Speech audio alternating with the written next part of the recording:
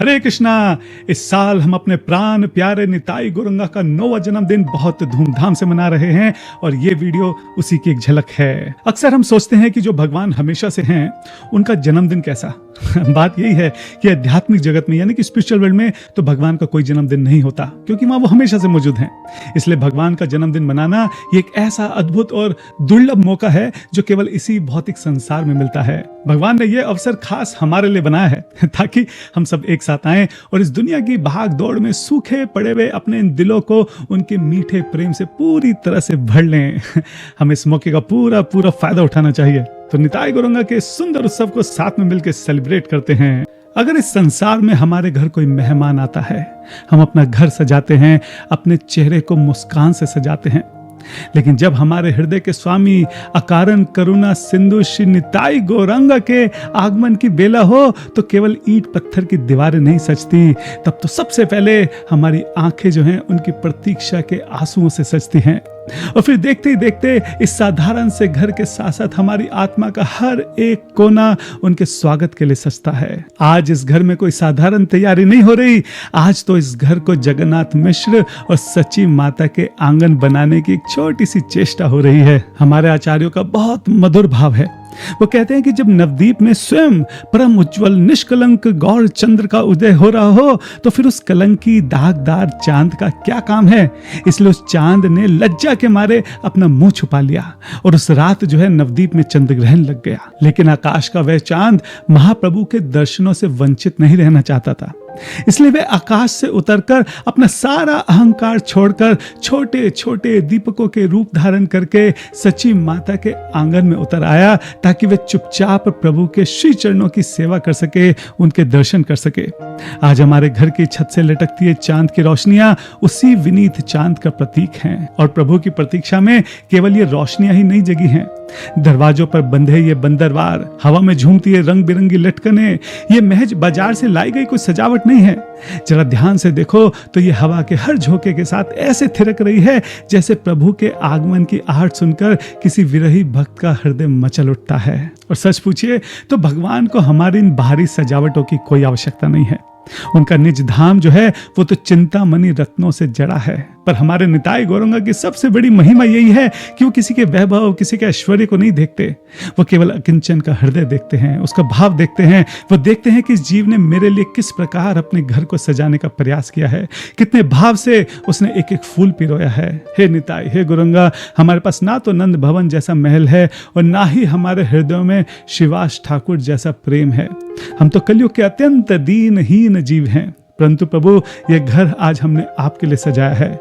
इन झूमती हुई लटकनों में हमारी टूटी फूटी भक्ति उलझी हुई है। इन चांद की रोशनी में आपके गौर चंद्र मुखड़े को निहारने की लालसा जगमगा रही है। अब आप आ जाइए, यह घर आपका है। इस साधारण से आंगन को अपना नवदीप मानकर यहाँ अपने श्री चरणों की वह धूल बिखेर दीजिए जिसके लिए देवी देवता तरसते हैं।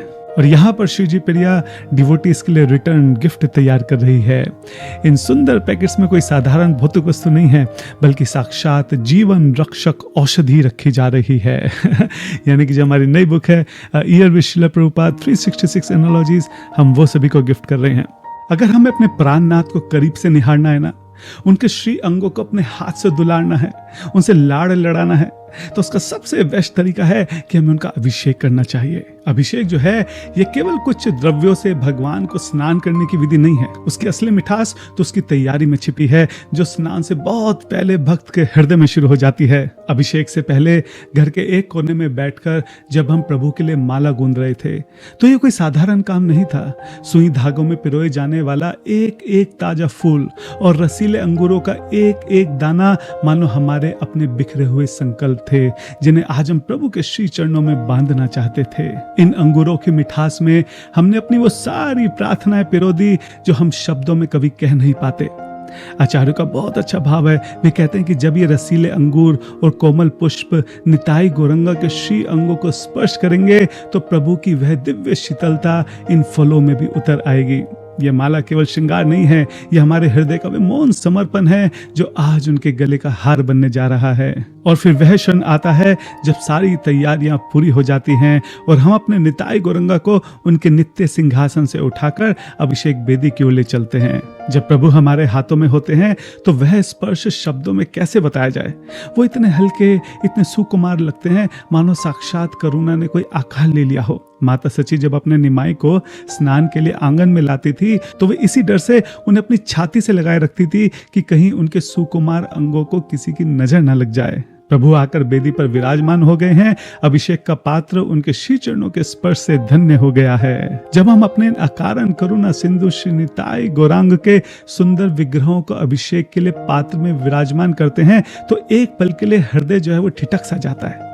यह कोई साधारण कर्मकांड नहीं है, ये भगवान के श्री अंगों को स्पर्श करने का, उनसे लाड़ लड़ाने का एक बहुत दुर्लभ अवसर है। ऐसा दुर्लभ अवसर जिसके लिए स्वर्ग के देवता भी तरसते हैं। श्री वैकुंठ में नारायण का अभिषेक रत्नों से जड़े स्वर्ण कलशों में होता है, जहां ऐश्वर्य की प्रधानता है। पर हमारे नवदीप चंद, हमारे महाप्रभु ऐश्वर्य के नहीं, केवल और केवल माधुर्य और प्रेम के भूखे हैं। वे इस प्रेमाभिषेक के सबसे बड़े रसिक हैं।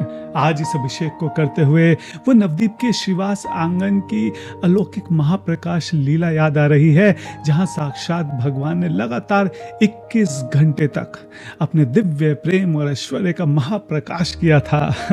श्रीवास पंडित के आंगन के द्वार बाहर से बंद हैं और भीतर स्वयं सचिनंदन गौरहरि भगवान नारायण के राज सिंहासन पर विराजमान हैं। आज उनका तेज करोड़ों सूर्यों को भी लज्जित कर रहा है। अचानक महाप्रभु आज्ञा देते हैं, मुझे स्नान कराओ। प्रभु के श्रीमुख से यह सुनते ही अद्वैत आचार्य, नित्यानंद प्रभु, शिवास ठाकुर, मुकुंद और मुरारी सभी भक्त प्रेम से ऐसे उन्मत्त हो गए, पागल हो गए कि दौड़ दौड़ कर गंगा जी की ओर जाने लगे। और नवदीप की उस रात में गंगा तट से लेकर शिवास आंगन तक भक्तों ने कतार बना ली और कई सारे कलश, कई सारे घड़े उस पवित्र गंगा के जल को छान छान कर जो है महाप्रभु जी के ऊपर उड़े ले जा रहे थे। उस जल में सुगंधित केसर, कपूर, कस्तूरी, चंदन, अलग अलग द्रव्य मिलाए जा रहे थे। एक के बाद एक सैकड़ों हजारों घड़ों से महाप्रभु जी का अभिषेक किया जा रहा था। इतना अभिषेक हुआ कि अगर कोई साधारण शरीर होता ना तो शीतल जल से कांप उठता। लेकिन वो तो स्वयं त्रिलोकीनाथ हैं। उनके श्री अंगों पर वह सुगंधित जल ऐसे बह रहा था जैसे सुमेरु पर्वत पर साक्षात गंगा जी की धाराएं उतर रही हों। और पूरा आंगन मृदंग की थाप से, करतालों की झंकार से और माता मालिनी और अन्य देवियों की मंगलमयी ध्वनि से गूंज रहा था। हर कोई बस एक ही धुन गा रहा था, दोनों हाथ ऊपर उठाकर हरि बोल और रोते हुए प्रभु के चरणों पर जल चढ़ा रहा था। और बड़े आश्चर्य की बात है कि जो प्रभु केवल एक तुलसी के पत्र से और थोड़े से जल से तृप्त हो जाते हैं, संतुष्ट हो जाते हैं, आज उनकी प्यास बुझ नहीं रही है। सैकड़ों घड़ों से उनका अभिषेक हो चुका है, पूरा आंगन जलमग्न हो गया है। पर महाप्रभु अपने दोनों हाथ उठाकर बार बार पुकार रहे हैं, और जल लाओ, और जल लाओ, मुझे स्नान कराओ। भक्तों के हाथ थक नहीं रहे हैं, गंगा का जल कम नहीं हो रहा है और महाप्रभु की तृप्ति नहीं हो रही है। हमारे आचार्य जो हैं इस अतृप्त लीला को, इस कभी ना बुझने वाली प्यास का बहुत ही मीठा रहस्य खोलते हैं। क्या कहते हैं? वो कहते हैं कि महाप्रभु उस दिन उन हजारों घड़ों का बाहरी जल नहीं पी रहे थे। वे तो वास्तव में उस जल में घुले हुए अपने भक्तों का वो निश्चल उफनता हुआ प्रेम पी रहे थे। जल तो केवल एक बहाना था। वे तो अपने भक्तों का हृदय निहार रहे थे। वे दिखा रहे थे कि इस नवदीप चंद को तुम्हारे धन, विद्या, ऐश्वर्य से नहीं, केवल और केवल तुम्हारे प्रेम के जल से ही नहलाया जा सकता है। आज हमारे इस छोटे से घर में हमारे पास शिवास ठाकुर जैसी ना कोई पवित्रता है, ना कोई प्रेम है, ना ही हमारे पास कोई सहस्त्र घड़े हैं, ना ही हमारे पास यहाँ पर कोई नवदीप की साक्षात गंगा है। हमारे हाथों में तो बस एक छोटा सा शंख है और ये कुछ अकिंचन सी सामग्री है। परंतु हे निताई, हे गौरांग, आप तो भावग्राही हैं। जब हम इस सफेद दूध की धारा आपके श्री शीश पर अर्पित करते हैं तो हे प्रभु, इसे केवल गाय का दूध मत मान लीजिएगा। इसमें माता सच्ची के हृदय का वह शुद्ध वात्सल्य घुला हुआ है। जब यह ठंडी धारा आपके अंगों को छूती है तो मानो माता सच्ची अपने आंचल से आपको दुलार रही हैं। और यह दही, इसका स्वभाव थोड़ा खट्टा मीठा होता है, बिल्कुल आपके और आपके भक्तों के बीच होने वाली वो बहुत मधुर मान अभिमान और नोकझोंक की तरह। कभी भक्त आपसे रूठता है, कभी आप भक्त से रूठ जाते हैं। दही की ये परत तो बस केवल उस खट्टी मीठी प्रेम लीलाओं का एक प्रतीक है। और जब इस शंख से शहद की सुनहरी धारा गिरती है तो प्रभु हमें याद आता है आपका वो हरे कृष्णा महामंत्र, आपका वो घर घर जाकर हरि नाम का वो जो आपने मिठास बांटा है, उसी की कृतज्ञता से हम यह शहद आपके श्री चरणों में लौटा रहे हैं। ये मधु नहीं है, ये शहद नहीं है, ये नवदीप के कीर्तन की मिठास है। और ये घी जो है ये हमारे हृदय का वो स्नेह है जो संसार के सारे सूखेपन को मिटाकर जीवन को भक्ति के प्रकाश से भर देता है। और जब ये फलों का रस और ये सुगंधित पुष्पों की पंखड़ियां आपके श्री अंगों पर गिरती हैं तो वो हमारे हृदय के उस कोमल समर्पण का प्रतीक बन जाती हैं जो अब और कोई नहीं, केवल आपके चरणों में आश्रय चाहती हैं। परंतु इन सभी द्रव्यों को, सभी सामग्रियों को चढ़ाने के बाद भी हमारे रसिक वैष्णव कहते हैं कि निताई गौरंगा का अभिषेक अभी पूरा नहीं हुआ है। दूध, दही, शहद ये सब तो बाजार से लाया जा सकता है, पर महाप्रभु जी को जो अभिषेक सबसे प्रिय है उसका जल किसी बाजार में नहीं मिलता। वह जल तो हृदय की गहराइयों से निकलता है। असली अभिषेक जो है वो शंख से नहीं, वो नेत्रों से होता है। गौड़ीय वैष्णव कहते हैं, नैनेर जले गौर कलेवर स्नान कोराबो आमी मतलब हे गौरांग, मैं अपने नेत्रों के जल से आपके श्री अंगों को स्नान कराऊंगा। अभिषेक पूर्ण होने के बाद का वह क्षण और भी मर्म स्पर्शी होता है जब हम कोमल वस्त्र से प्रभु के गीले अंगों को पोंछते हैं। आचार्यों का तो यह भाव है कि हमारे गौर हरि का शरीर तो करोड़ों नील कमलों की पंखड़ियों से भी अधिक सुकुमार है, नवनीत से भी अधिक कोमल है। जब हम अपने इन खुरखदे कठोर हाथों से प्रभु के श्री अंगों को पहुंचते हैं तो मन बहुत सहम सा जाता है कि कहीं हमारे जरा सी लापरवाही से, असावधानी से इस सुकुमार अंगों को कहीं खरोच ना आ जाए पर अब इन प्यासी आंखों का स्नान अभी बाकी है। अब समय है कि उन्हें नवीन वस्त्र पहनाने का, यानी कि श्रृंगार का, ताकि ये जो हृदय है अपने गौरचंद की आरती उतार सके। अभिषेक के बाद अब इन एकांत पलों को देखे जहां बड़े ही लाड़ से और सावधानी से हमारे निताई गौरंगा का श्रृंगार किया जा रहा है। पोशाक की एक एक सिलवट को सलीके से ठीक करना, पगड़ी को सुंदर मोड़ देना, अपने बहुत ही कोमल हाथों से प्रभु को आभूषण पहनाना ये सब कोई भारी सजावट नहीं है, ये भक्तों के उस गहरे प्रेम का रंग है जो आज इन सुंदर वस्त्रों और गहनों के रूप में प्रभु को ओढ़ाया जा रहा है। श्रृंगार के इन क्षणों में भक्त और भगवान के बीच में बहुत अद्भुत संवाद होता है। हर कंगन को पहनाते समय, हर माला को अर्पित करते समय मन में बस एक ही भाव होता है कि हमारे प्रभु आज सबसे सुंदर कैसे दिखने वाले हैं। ये सेवा बहुत ही धीरज और मिठास के साथ की जाती है। श्रृंगार के बाद जब पट खुलते हैं तो एक पल के लिए सांसें रुक सी जाती हैं। आंखों के सामने ये जो छटा है ये कोई साधारण रूप नहीं है, ये वो लावण्य है जिसे एक पल निहारने के लिए स्वर्ग के देवता भी तपस्या करते हैं। एक बार जरा बाईं ओर निहारिए, हमारे अवधूत चंद्र श्री नित्यानंद प्रभु, जिनका श्री अंग शरद पूर्णिमा के चांद जैसा उज्जवल है, उनकी वह मतवाली चितवन और अधरों की वह नटखट मुस्कान जो मानो हर गिरे हुए जीव से कह रही है, अरे तुम एक बार मेरे हो जाओ और फिर गौर हरि तक तो तुमको मैं पहुंचा दूंगा। और दाहिनी ओर साक्षात रसराज महाभाव हमारे शची नंदन गौरांग महाप्रभु, चंपा के ताजे फूल और पिघले हुए सोने जैसा स्वर्णिम देह।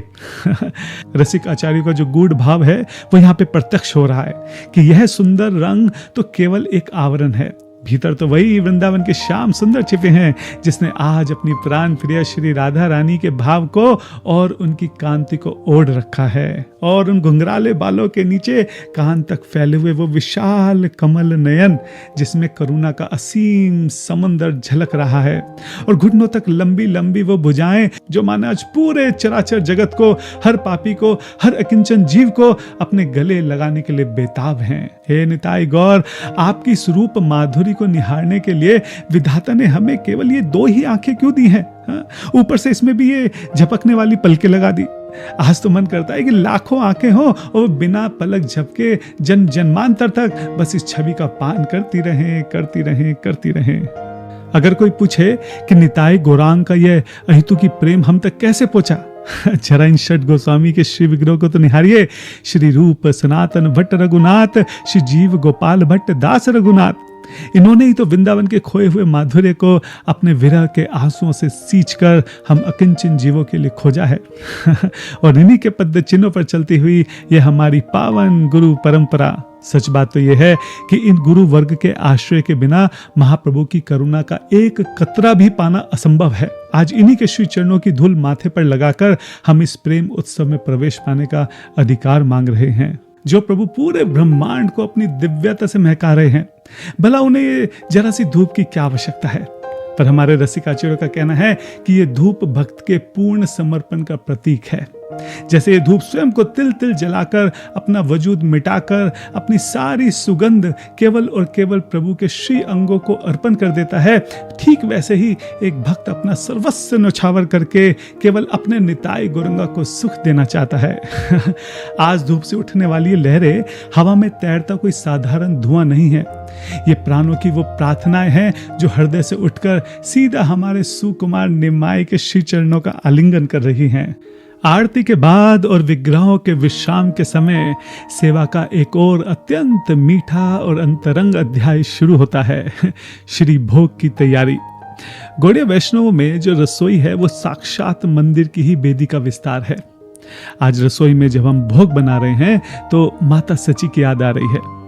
जब निमाई नवदीप में थे तो माता सची घंटों रसोई में उनके लिए तरह तरह के व्यंजन बनाया करती थी। और जब निमाई संन्यास लेकर जगन्नाथपुरी चले गए तब भी माता सची का वात्सल्य रुका नहीं। आचार्यों का तो ये भाव है कि रोते रोते अपने निमाई के लिए जब वो भोग बनाया करती थी तो कई बार केवल उनके आंसुओं से ही वो आटा गूंद जाया करता था। और हमारे करुणा सिंधु महाप्रभु वे पुरी में बैठे बैठे अपनी माँ के उस उफनते हुए प्रेम को खींच लेते थे। वे सूक्ष्म रूप से नवदीप पहुंच जाते और वहां सारा भोग पा लिया करते थे। अब माता सची सोचती कि मैं कोई सपना देख रही हूं, ये सारा भोग कहां चला गया। पर सच तो यह है कि भगवान वात्सल्य के इतने भूखे थे कि संन्यास के बाद भी वे रोज केवल सची माता के हाथ का बना भोजन ही पाया करते थे। और केवल माता सची ही क्यों, बंगाल में उन प्रेमी भक्तों की कथा को याद कीजिए जो हर साल सैकड़ों मील पैदल चलकर पुरी आते थे। राघव पंडित की बहन दमयंती, उनका प्रेम तो अनूठा था। वे महीनों पहले से महाप्रभु जी के लिए सूखे मेवे, आम के फाके, चटपटे अचार और ना जाने क्या क्या तैयारी करती थी। वे इन सामग्रियों को बहुत ही सावधानी से बोरियों में भरती थी जिन्हें राघव जहली कहा जाता था। दमयंती एक एक सामग्री को चुनते समय महाप्रभु का नाम जपा करती थी और ये मेक श्योर करती थी, सुनिश्चित करती थी कि कहीं भी एक धूल का कण भी जो है उसमें रह ना जाए। महाप्रभु पुरी में उन बोरियों को ऐसे खोलते थे जैसे कोई बालक अपना मनपसंद उपहार पा गया हो। पूरे साल भर उस सूखे भोग को ऐसे चाव से पाते थे जैसे वैकुंठ का सबसे दुर्लभ अमृत यहीं पर उन्हें मिल रहा हो। क्यों? क्योंकि उन बोरियों में केवल अन्न नहीं था, उनमें दमयंती का अथाह समर्पण और ये विश्वास था क्या कि मेरे प्रभु भूखे हैं। और हम तो जानते हैं कि भगवान वस्तु के नहीं बल्कि वस्तु के पीछे छुपा हुआ जो भाव है उसके भूखे होते हैं। आज हमारे घर में भी उसी प्राचीन प्रेम को आधुनिक ढंग से दोहराने की एक छोटी सी चेष्टा हो रही है। आप रसोई में देखेंगे कि आज पारंपरिक पकवानों के साथ साथ एक बहुत ही विशेष तैयारी चल रही है। एकदम ताजी सब्जियों और शुद्ध मसालों और उत्साह के साथ हम महाप्रभु जी के लिए 21 अलग अलग प्रकार के पिज्जा तैयार कर रहे हैं। बिल्कुल सही, 21 अलग अलग प्रकार के। रसोई का हर कोना जो है आज एक अलग सुगंध से महक रहा है। कहीं पर क्लासिक मार्गोरिटा चल रहा है जिसमें लाल टमाटर और हरी तुलसी का संगम जो है प्रभु के नेत्रों को सुख देगा। और कहीं पे फार्म हाउस, इसमें जो है रंग बिरंगी सब्जियों की एक बहार आ रही है और ये ओवन से निकलता हुआ पनीर टिक्का पिज्जा की भीनी भीनी खुशबू और ताजे ऑलिव से सजे हुए वेजी डिलाइट, इन सबको देखकर तो एकदम मन गदगद हो रहा है। और कहीं पर तीखेपन की हल्की सी झंकार लिए स्पाइसी कॉर्न और स्वीट कॉर्न पिज्जा भी जो है इस उत्सव की, इस महोत्सव की जो है शान बढ़ा रहा है। और ये किस प्रकार का पिज्जा हमारे हृदय के अलग अलग उल्लास हैं जो आज अपने आराध्य को रिझाने के लिए तरह तरह के स्वादों का रूप लेकर यहाँ पे प्रकट हो रहे हैं। आज इन 21 प्रकार के पिज्जा के पीछे एक ही संकल्प है कि अपने आराध्य को कुछ नया, कुछ श्रेष्ठ, कुछ अद्भुत खिलाने का। सच बात तो यह है कि प्रेम जो है ना वो हर क्षण एक नया स्वाद, एक नया रूप ढूंढता है। जैसे वृंदावन में गोपियां रोज नए नए बहाने ढूंढती थी कि कृष्ण को कैसे रिझाया जाए। वैसे ही आज हम भी जो है नए नए व्यंजन बना रहे हैं ताकि किसी तरह अपने महाप्रभु को प्रसन्न कर सकें, उनको रिझा सकें। हे करुणा अवतार, हम तो कली के एक पतित जीव हैं। हमें माता सची या दमयंती जैसी शुद्धता और कोई रसोई बनानी नहीं आती। पर आज हमारी इस रसोई में जो भी कुछ ताजा और शुद्ध बन पड़ा है उसे हम अपनी थोड़ी सी निष्ठा और टूटे फूटे प्रेम के साथ पकाया है। हे निताई, हे गौरांग, अपने संपूर्ण परिकर के साथ पधारिए। आपकी यह अकिंचन रसोई जो है वो सज चुकी है। इस प्रेममयी भोग को स्वीकार कीजिए और हमारी इस तुच्छ सी सेवा को अपने श्री चरणों में स्थान देकर सार्थक कर दीजिए। प्राकट्य उत्सव हो और उसमें कुछ मीठा और भव्य ना हो, ऐसा कैसे हो सकता है? आज इस केक के रूप में साक्षात वृंदावन की एक बहुत सुंदर सी कुंज कुटीर बनाने का एक छोटा सा प्रयास किया है। इसके नीचे जो बहता हुआ नीला झरना है ना, ये नवदीप चंद के स्वागत में साक्षात यमुना जी उतर आई हो ऐसा लगता है। और ये जो खिले हुए पुष्प हैं और ये नीली तितलियां, ये सब वृंदावन के वसंत की याद दिला रही हैं। और ये सबसे ऊपर जो विराजमान ये मयूर हैं, ये असली आकर्षण है। क्यों? क्योंकि भले ही बाहर से महाप्रभु ने राधा रानी की स्वर्णिम कांति ओढ़ ली हो, पर भीतर से तो वे वही हमारे मयूर मुकुटधारी श्याम सुंदर हैं। आज इस केक पर सजे इन सुंदर मयूरों को देखकर निश्चय ही हमारे गौरहरि को अपने उस प्यारे वृंदावन की याद आ रही होगी। ईंट पत्थरों से बना कोई भी मकान तब तक श्रीवास आंगन नहीं बन सकता जब तक उसमें वैष्णवों के पावन चरण न पड़े। आज सभी भक्त जो हैं अपने हाथों में प्रेम से ढका हुआ भोग लेकर आ रहे हैं और सबसे पहले सामने हमारे नए वस्त्रों पुष्पों से सजे मुस्कुराते हमारे नया भी राम निताई गौरंगा के दर्शन कर रहे हैं। दर्शन के बाद अब समय है गौर आरती का। जब हम गाते हैं कि बा जयो जयो गौर चंदे आरती को शोभा, तो श्रील भक्ति विनोद ठाकुर की वह दिव्य दृष्टि जो आज भी हमें अपने साथ नवदीप में साक्षात गंगा जी के पावन तट पर ले जाती है, जहां सुंदर सिंहासन पर प्रभु विराजमान है। बहु कोटि चंद्र जिनी वदन उज्ज्वला, करोड़ों चंद्रमाओं को लज्जित कर देने वाला वह परम स्निग्ध रूप। आरती के दृश्य में हम देखें तो स्वर्ग से ब्रह्मा जी और शिव जी जैसे देवता भी भेष बदलकर प्रभु जी की आरती उतारने आए हैं।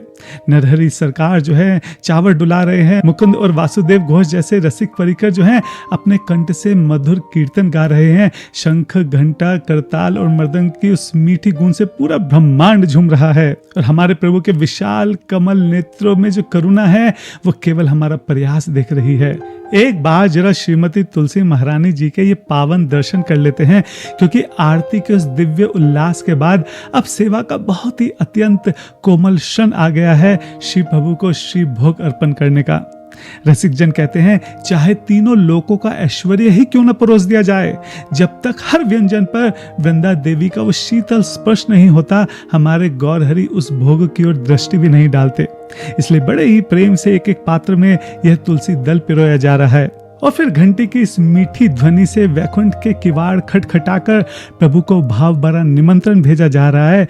हे निताई, हे गौरंगा, अपनी इस प्यारी दासी तुलसी जी के साथ हमारी इस टूटी फूटी सेवा को भी स्वीकार कर लीजिए। जब निताई गौरंगा प्रसाद पा रहे हैं तो बाहर बैठे इन भक्तों का हृदय भला कैसे शांत हो सकता है। आचार्यों का भाव है गोलोकेर प्रेम धन हरिनाम संकीर्तन। यह नाम इस जगत की ध्वनि नहीं है, बल्कि गोलोक का वह गुप्त खजाना है जिसे महाप्रभु हमारे लिए लाए हैं। जब हम एक स्वर में महामंत्र गाते हैं तो निताई गौरंगा भी मुस्कुरा उठते हैं। अब संकीर्तन के बाद जो है ड्रामा यानी कि जो नाटक है वो प्रारंभ होता है। इस नाटक में भक्तों ने उस चोर को रंगे हाथों पकड़ा है जो हम सबके भीतर बैठा है, हमारा चंचल मन। और देखो कैसे ये मन जो है हमें हर पल ठगता है। ये बहुत चालाक वकील बनकर हमारे कान में फुसफुसाता है, अरे थोड़ी देर और सो जाओ, अरे थोड़ा फोन तो चेक कर लो। संसार के सारे ख्याली पुलाव जो हैं हमें उसी समय याद आते हैं जब हम भगवान का नाम ले रहे होते हैं। पर ये हंसी मजाक जो है ना हमें एक बहुत गहरा सबक दे रहा है कि कैसे इस भागते हुए मन को हम केवल अभ्यास से और हरि नाम की मजबूत रस्सी से ही बांध सकते हैं। भक्तों का हंस हंस के बुरा हाल है और भक्तों की ये हंसी भी एक्चुअल में हमारे निताई गौरंगा की एक बहुत मीठी सेवा है। अब नाटक के बाद टाइम है शोर शराबे और मौज मस्ती का यानी गेम्स का। यहाँ भक्तों को हमने अलग अलग टीम में बांटा है और हर एक टीम को भागवतम की एक स्टोरी दी है जो पहले उन्हें एक्सप्लेन करनी है। उसके बाद बड़ा मजेदार नियम है, हर टीम से एक भक्त की आंख पे पट्टी बंधी होगी और शोर शराबे के बीच में टटोलते हुए उसे अपनी टीम के बाकी सदस्यों को ढूंढना है और बाकी लोग जो है वो जानबूझकर अलग अलग की तरह की आवाजें निकालकर उसे गुमराह करेंगे। पर इन सब हंसी मजाक में एक बहुत गहरा दृष्टांत छुपा है। इस संसार के मेले में भी हमारी आंखों पर माया की इसी तरह एक पट्टी बंदी है और हम अपने असली घर को ढूंढ रहे हैं। ईश्वर मचाते लोग जो हैं उस संसार के आकर्षणों की तरह हैं जो हमें रोज भटकाते हैं। पर जो भक्त है इस शोर के बीच में भी अपने वैष्णव परिवार के स्वर को पहचान लेता है और लास्ट में अपने लक्ष्य तक पहुंच जाता है। निताई गौरंगा के आंगन में ये जो गूंजते हुए ठहाके हैं, ये साक्षात गोलोक के ही आनंद की एक झलक है। खेल के बाद अब समय है सभी वैष्णवों के साथ मिलकर डांस करने का। गौड़ीय वैष्णवों का जो नृत्य है, ये संसार का कोई साधारण नृत्य नहीं है। इसे हमारे करुणा सिंधु ने स्वयं नवद्वीप की सड़कों पर बांटा था। जब हम नाचते हैं ना, तो हमारे शरीर का एक एक एटम, एक एक परमाणु जो है वो भगवान की प्रसन्नता के लिए उनकी सेवा में लगा होता है। हमारी वाणी कीर्तन कर रही होती है, मन जो है उनके चिंतन में लगा होता है और शरीर जो है भगवान के कीर्तन में थिरक रहा होता है। आचार्यों का एक बहुत ही मीठा भाव है कि जब भक्त ऐसे शुद्ध प्रेम के साथ नाचते हैं तो उनके बीच हमारे निताई गौर भी अदृश्य रूप से आकर थिरकने लगते हैं। संकीर्तन में उठने वाला हर कदम मानो माया के सिर पर एक प्रहार है। झूमता हुआ हमारा शरीर जो है ऐसा ही जैसे साक्षात गोलोक वृंदावन की परिक्रमा कर रहा हो। निताई गौरंगा के इस उत्सव में सबसे ज्यादा इंतजार तो इन छोटे छोटे वैष्णवों को था। भगवान को भी अपने इन छोटे छोटे निष्कपट और मासूम भक्तों से सबसे ज्यादा प्रेम है और ये अपने छोटे छोटे प्यारे प्यारे हाथों से अपने भगवान के लिए सुंदर मयूर केक काट रहे हैं।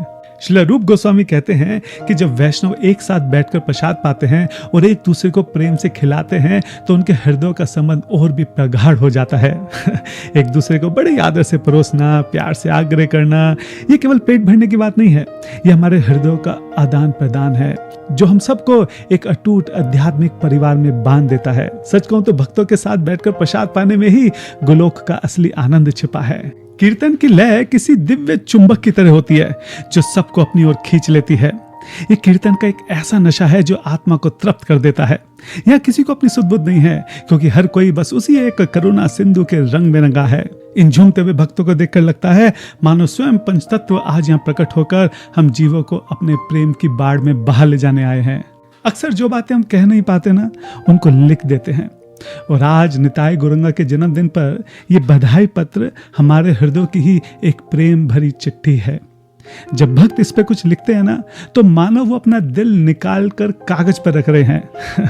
ये वो उनकी प्रार्थनाएं हैं जो शायद ये भक्त कभी बोलकर नहीं कह सकते थे, शायद इनको कभी संसार सुन नहीं सकता था, लेकिन हमारे महाप्रभु वो तो बस इस कागज पर छलकते हुए अपने भक्तों के भावों को अपने हृदय से लगा लेते हैं। आपको स्मरण होगा कैसे श्रीजी प्रिया ने बड़े ही प्रेम से इन उपहारों को पिरोया था। अब समय है उन वैष्णवों के प्रति अपने हृदय से कृतज्ञता प्रकट करने का जिनके पावन चरणों से आज हमारा घर साक्षात श्रीवास आंगन बन गया है। आज हम ये विदाई भेंट भक्तों के हाथों में सौंप रहे हैं, तो उसमें कोई भौतिक वस्तु नहीं है, इसमें हमारे हृदय का एक छोटा सा प्रयास है। हमारी पुस्तक a year with Srila Prabhupada 366 analogies. सभी वैष्णव हमारे प्रांगण में पधारे और अपने निश्चल प्रेम से हमारे इस उत्सव को पूर्ण किया। इसके लिए सभी के श्री चरणों में हमारा कोटि कोटि प्रणाम। उत्सव के इस अद्भुत और रसमय प्रवाह के बाद अब संपूर्ण चेतना एक बार फिर से लौट आई है जहां से इस आनंद का उद्गम हुआ था, हमारे नयनाभिराम निताई गौरांग के श्री चरणों में। आज दिन भर इस प्रांगण में जो कुछ भी घटा, वो संकीर्तन की गूंज, भक्तों का वो हास्य परिहास, हरिनाम पर थिरकता हुआ नृत्य, महाप्रसाद, ये सब केवल और केवल इन दो मुस्कुराते हुए चेहरों की ही अहितु की कृपा से हो पाया। ये कोटि चांद सा स्निग्ध रूप अब नए आंखों से ओझल हो, जब माया की आंधी भटके तब याद तुम्हारी संबल हो। भटके जो कभी है चंचल मन संसार के झूठे भंवरों में, मुस्कुरा कर हे निताई गौरंगा बस खींच लेना अपने चरणों में। इस प्रार्थना के साथ और अगाढ़ कृतज्ञता के साथ आप सभी वैष्णवों के श्री चरणों में कोटि कोटि दंडवत प्रणाम है। निताई गौर प्रेमानंदे। हरि हरि बोल।